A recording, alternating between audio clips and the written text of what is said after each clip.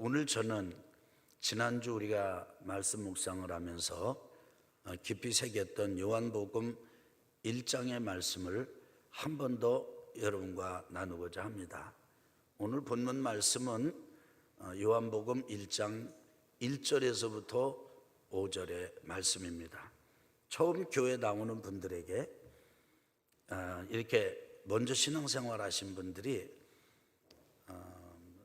요한복음부터 읽어보세요 이렇게 할 때가 많습니다. 아마 왜 그렇게 요한복음을 추천할까 생각해 보면 쉽기 때문이라고 대답할 것입니다. 요한복음이 그래도 쉬워요. 그런데 지난 한 주 이 요한복음 1장을 묵상하면서 제가 배운, 깨닫고 경험한 것인데요, 쉽지만 깊습니다. 진리가 그렇죠. 하나님 나라 이치가 어려운 것 같은데 쉬워요. 또 쉬운 것 같은데 와 깊어요.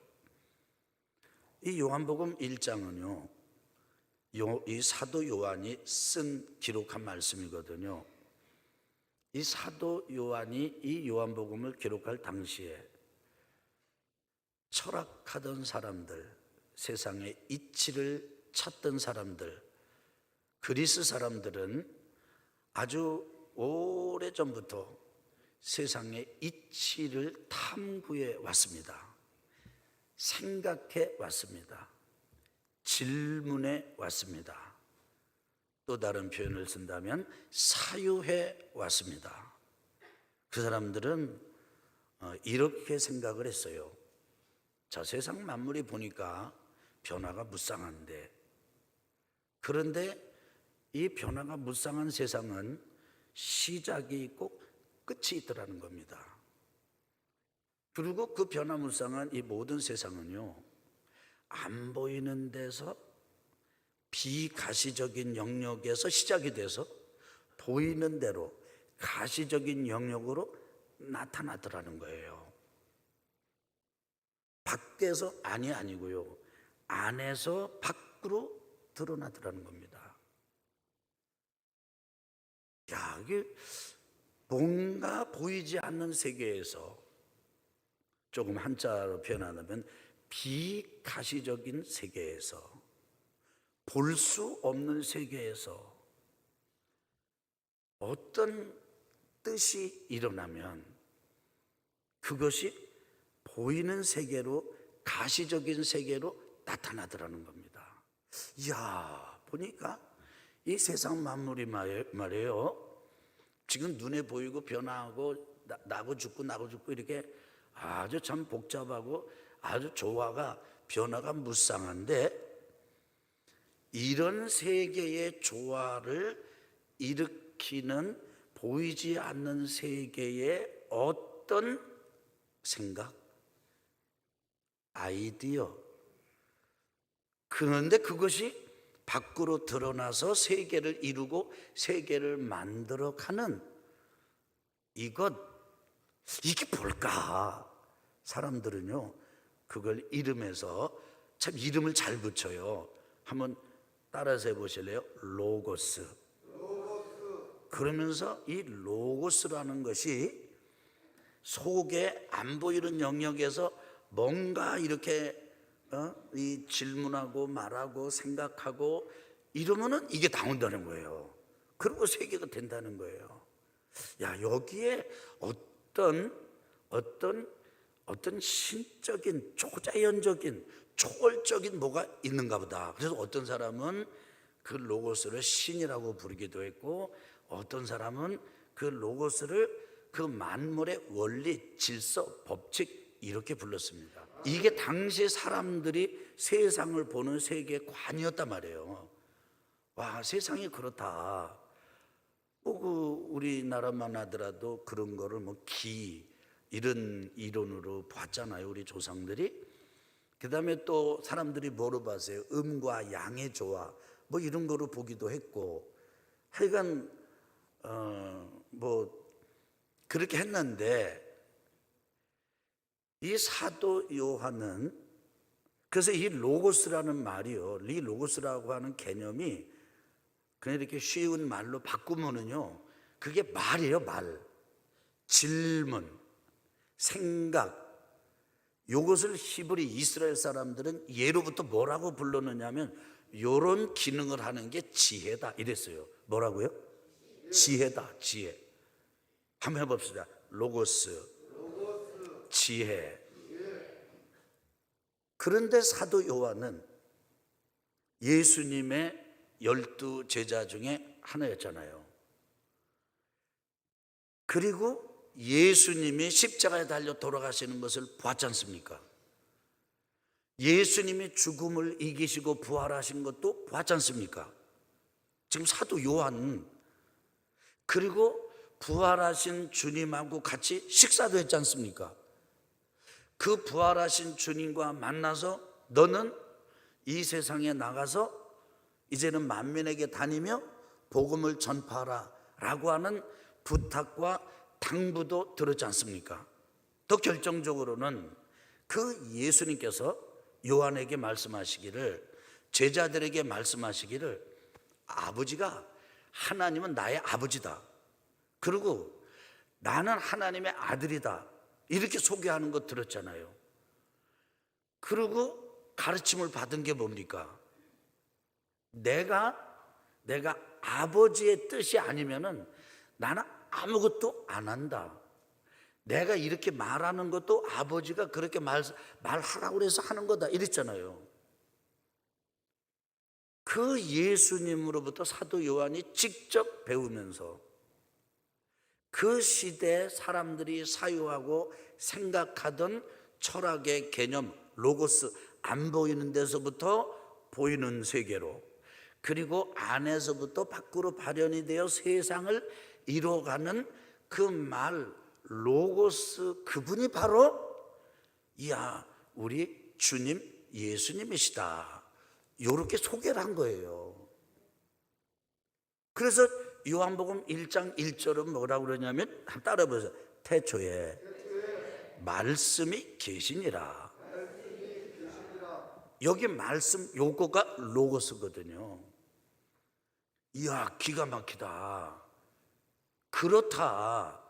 이 말은 이렇게 안 보이는 세계에서 보이는 세계로, 안에서부터 밖으로 나와가지고 하는데, 말은요 일을 해요. 일. 말이 딱 나오면은요, 말이 조화를 부려요. 말에서 생겨나요. 근데 제가 말을 하면 제 수준에서의 결과물이 나와요. 근데 제가 더 능력 있고 더 능력 있는, 크고 모든 걸 다 하면요, 더 큰 결과가 나와요. 보니까 하나님이 이렇게 말씀하셨어요. 따라해 봅시다. 빛이 있으라. 뭐가 있으라고요? 그랬더니 빛이 쫙 나온 거예요. 와. 그래서 하나님이 다 말씀으로 이걸 전부 하신 거예요. 하나님은 온 우주 만물을 말씀으로 지으셨어요. 그런데 하나님은 신실하세요. 능력이 있는 분일 뿐 아니라 전능하신 분일 뿐 아니라 전지 다 아시는 분일 뿐 아니라 하나님은 아주 의로우신 분이세요. 공의로운 분이세요. 그래서 하나님은요, 하나님과 하나님이 하시는 말씀하고는요 하나지 분리되지 않아요.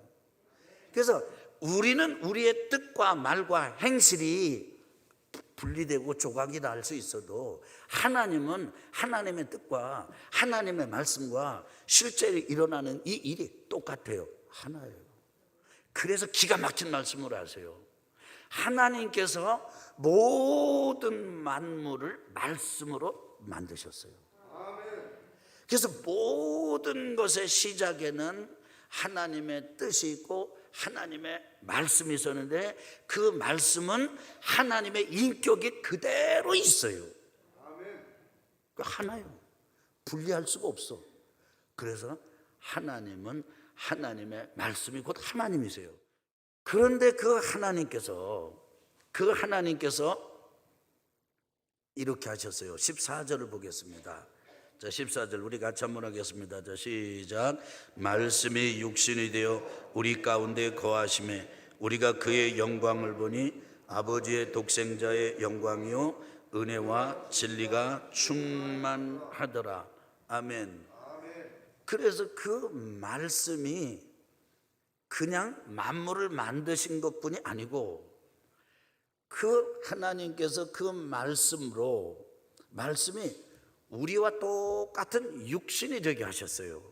하나님께서 말씀으로 육신이 되게 하신 이유는 하나님의 차원을 우리의 차원으로 낮춰주셔서 우리하고 소통하기를 원하신 거예요. 우리하고 연결되기를 원하시고 우리와 뜻을 나누기를 원하셨던 것입니다. 아멘. 어떤 사람이 이렇게 말합니다. 아니, 어떻게 처녀의 몸에서 사람이 나오느냐 이렇게 얘기해요. 동정녀 마리아의 몸에서 우리 주님께서 나신 것을 보고 말씀하는 겁니다. 여러분, 그거보다 더 근본적이고 더 막막한, 소위 말하면 이 말씀의 원리, 이 요한복음이 가르쳐주는 우리 기독교의 이 세계관, 이 세계를 보는 눈이 없는 사람은요, 동정녀 마리아의 몸에서 예수님이 나신 것, 이게 문제가 아니에요. 어떻게 빛이 있으라고 그랬더니 그냥 빛이 생기냐고. 아니, 바다 한 곳에, 물 한 곳에 모여라 그랬더니 바다로 지금 모여 있는 거예요. 어떻게 바다가 말씀 한마디에 그렇게 모여요? 어떻게 묻히 드러나니까 드러납니까? 어떻게 바다가 듣고 이 땅이 듣고 세상이 하나님의 말씀을 듣습니까? 여러분, 듣습니다. 왜 그런지 아세요? 하나님께서 만드셨기 때문에 그런 거예요. 그래서 말씀이 육신이 되셨어요. 그분이 예수님이에요. 예수님이 뭐가 되신 분이라고요? 말씀이 육신이 되신 분이에요. 그런데 예수님은 말씀과 하나님과 절대 분리되지 않아요. 그냥 온전히 하나예요. 죽으면서도 하나예요. 침뱉음을 당하면서도 하나예요. 그 예수님이 이 땅에서 여러분과 저를 향해서 하신 일이 뭐냐면, 따라합시다. 그리스도, 메시아, 구세주, 요걸 하나로 그리스도라 말합니다. 자, 정리하겠습니다. 말씀이 육신이 되신 예수 그리스도. 아멘 합시다. 아멘 합시다. 아멘. 그래서 이 말씀이 육신이 되어서 오신 분이 예수님이신데, 예수님이 이 땅에서 하신 일이 뭐냐면 그리스도요, 구세주요, 메시아라 우리를 저주에서 건지시고, 죽음에서 건지시고, 어둠에서 건지시고, 지옥에서 건지시고, 그래서 하나님의 백성으로 삼도록 하시고, 연결시켜 주시고, 길이 되시고, 진리가 되고, 아멘 할 때까지 하나님 생명이 되시고, 그리고 하나님 나라로 우리를 인도하시는 거예요. 할렐루야. 그래서 오늘 말씀의 제목이 뭐냐면, 따라합시다. 말씀이 육신이 되신 예수 그리스도. 아멘. 이 예수님께서 그리스도 메시아 구세주로 우리를 건져주시기 위해서 하신 일이 뭐냐면 우리의 생명이 되신 거예요. 아멘. 여러분, 세상을 보시면요, 모든 게 태어났다가 죽어요. 모든 존재는요, 심지어는 산과 들, 나무까지도, 모든 못 알아듣는 저 바닷물 깊숙한 그 몇십 미터 밑에서 자라는 그런 물고기도요, 태어나면 죽어요.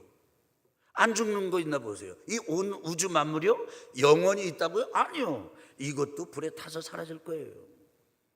이것이 지금 성경이 우리에게 가르치는 것이고, 우리가 지금 보는 거예요. 우리 죽어가 지금, 우린 죽음을 향해서 가고 있어요. 그래서 이 땅에 임금 노릇하는 게 뭐냐? 사망이에요. 그래서 여러분과 저는 태어나서 이 죽음을 향해 가서 죽음으로 가. 근데 하나님께서 여러분과 저를 그 죽음, 영원한 죽음, 지옥의 죽음, 사망의 죽음으로부터 건지시기 위해서 생명 대신 예수님을 우리에게 보내주셨어요. 그래서 예수님이 우리 안에 들어오면요, 들어오시면은 우리가 어떻게 되냐면요, 하나님의 아들이 되고 딸이 돼요. 이거 기가 막힌 일입니다. 이거는요, 태어나가지고 혈통으로 받은 게 아니에요. 이거는 그냥 부부가 의논했는데 그냥 아내가 조금 뭐 해도 그냥 남편이 얘는 이제부터 우리 아들이야, 우리 딸이야, 이렇게 해서 된 게 아니에요. 입양한 게 아니에요. 얘가 하는 거 보니까 너무 좋아하지, 너무 웃기고 얘는 우리 딸 삼았으면 좋겠어, 이렇게 해가지고 육정으로 한 것도 아니에요. 하나님으로부터 태어난 거예요. 여러분, 하나님의 생명이 우리가 쏙 들어오면요, 우리가 하나님의 아들과 딸로 태어나 버려요. 하나님의 아들과 딸이 된다는 게 뭔지 아세요? 노예였어도 예수님의 생명이, 예수님이 우리 안에 들어오시면 하나님의 아들과 딸. 아멘 합시다. 아주 아래 것, 천한 것, 형편없는 것이 됐어도 존재라도 예수님이 우리 안에 들어오시면, 예수의 생명이 우리 안에 들어오시면 하나님의 아들과 딸이 되는 것. 아멘. 이래서요, 다른 데서는 전혀 볼 수 없는 그런 일이 있는데, 그건 뭐냐면 교회 안에 들어와서 예수님을 믿고 그리고 하나님의 말씀을 따라 살게 되면은 여기는 높은 사람, 낮은 사람, 모든 걸 다 초월해가지고, 다 초월해가지고 하나님의 아들이 되고 딸이 되는 거예요. 이렇게 예수님을 우리 안에 생명으로 받아들이는 것, 요걸 믿음이라고 그러고 영접이라고 그럽니다. 이게 어려운 일이 아니야. 내가 이제부터, 나 참 이치도 모르고 잘 모르겠습니다만, 나 이제부터 예수님을 내가 내 마음속에 영접합니다. 내 인격으로 영접합니다. 내 삶에 영접합니다. 이제 주인으로 모셔드리겠습니다. 이렇게 영접하는 자, 그 이름을 믿는 자들에게는 따라합시다. 하나님의 자녀가 되는 권세를 주셨으니.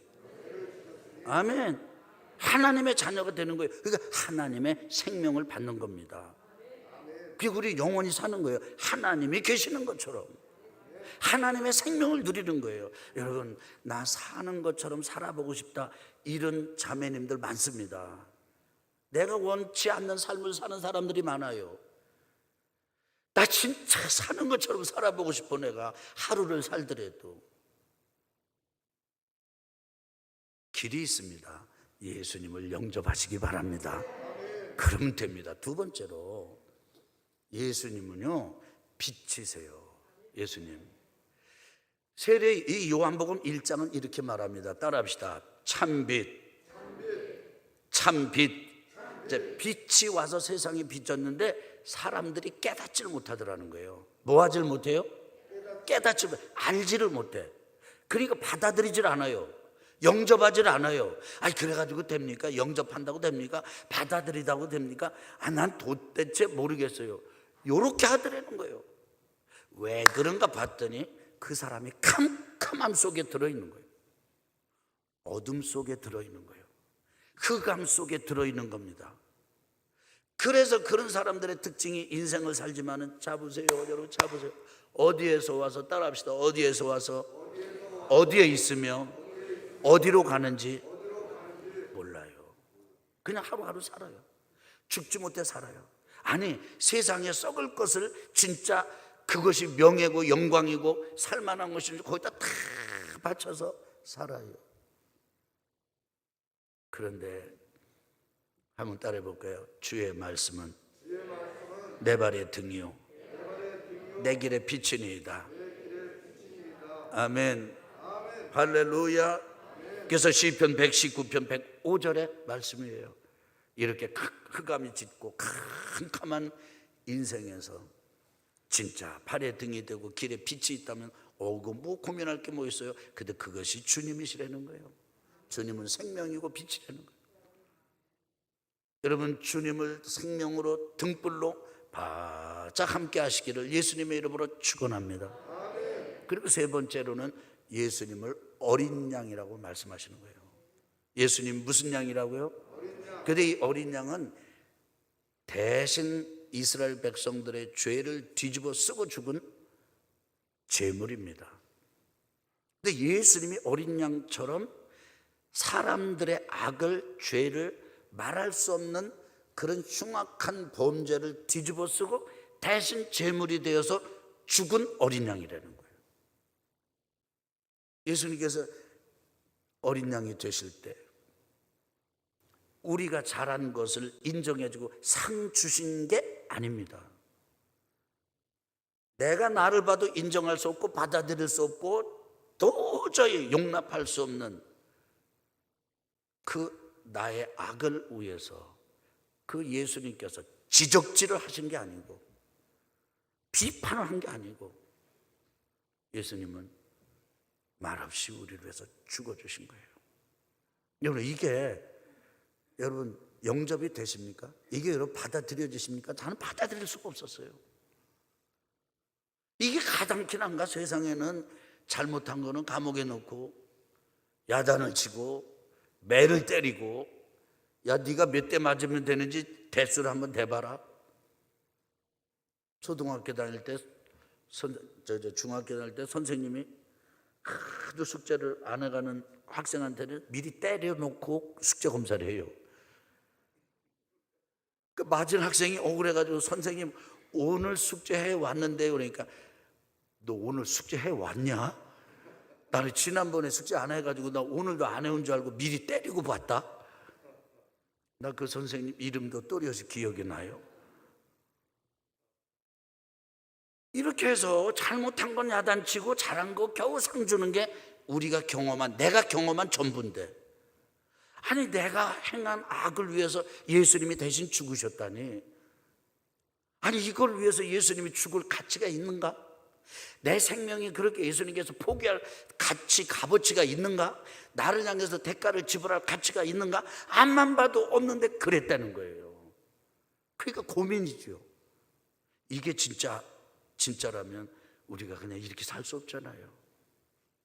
저는 그러다 보니까 어느 날 그게 받아들여졌어요. 영접하게 됐어요. 그것이 제 가치가 됐습니다.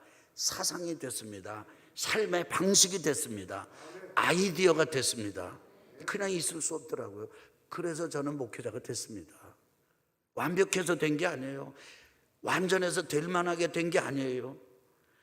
그 은혜가 너무 감사해서, 이게 진짜라면은 내가 인간의 도리로 그냥 나를 위해서 살면 안 돼. 그래서 나온 길이 지금까지 온 길이에요. 여러분, 예수님은 어린 양이십니다. 우리의 죄를 짊어지신 어린 양이세요. 따라봅시다. 예수님은 생명입니다. 빛입니다. 어린 양이십니다. 어린 양이시고 빛이시고 생명 되시는 이 예수님이 우리 안에 쫙 들어오시면요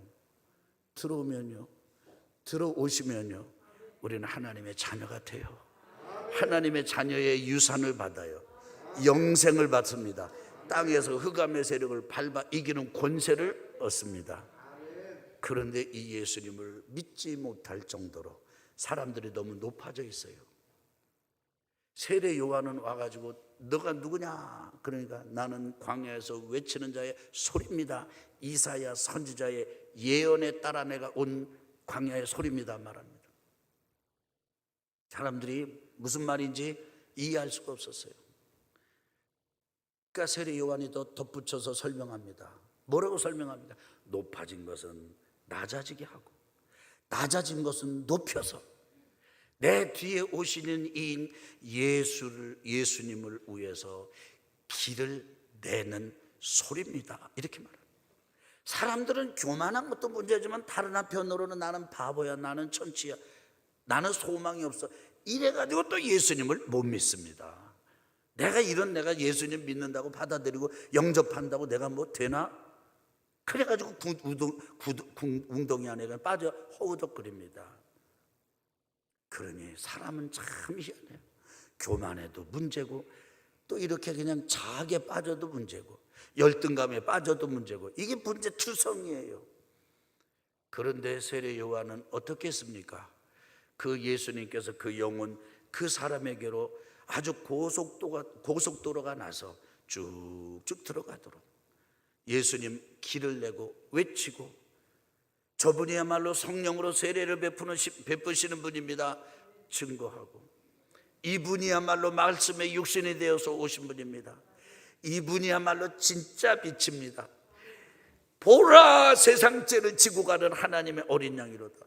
그러니까 자기를 따르던 제자들이 예수님에게로 홀랑 넘어가 버렸어요. 그래도 개의치 않고 봐라, 세상 죄를 지고 가는 어린 양이로다. 예수님을 계속 이스라엘 백성들에게 소개했습니다. 사람들에게 소개했습니다. 사실 세례 요한은 예수님보다 6달 먼저 태어났어요. 형이요, 형. 따르는 사람들도 예수님보다 세례 요한이 훨씬 더 많았어요. 그런데 세례 요한은 자기를 낮추고 그리고는 예수님을 전하는 일로 만족했고, 예수님을 전하는 그 일이라면 왕이라도 용납하지 않았습니다. 정치와 종교는 분리야 이렇게 말하지 않았습니다. 헤롯 왕이 잘못된 비윤리적인 행동을 했을 때 그것을 지적했습니다. 왜요? 그 사람도 예수님을 받아야 되기 때문에 저렇게 교만하고 저렇게 지저분하면 안 돼, 길을 닦느냐고 하신 거예요. 그 예수님에 대해서 목숨을 걸고 전했던 세례 요한의 얘기가 요한복음 1장에 너무 리얼하게 나옵니다. 사람들이 물어요. 내가 그리스도냐? 아니다. 너 엘리야냐? 아니다. 너 그 선지자냐? 아니다. 그럼 너 왜 세례 주냐? 나는 예수님을 그대들에게 나타나기 위해서다, 이렇게 말합니다. 이제 여러분과 제가 예수님을 영접하고 예수님의 생명과 빛과 그리고 어린 양 되시는 은혜를 누릴 뿐 아니라 제2, 제3, 제4의 세례 요한처럼 되어서 예수님을 전하는 하나님의 백성들이 되어야 되지 않겠습니까? 아멘. 아멘.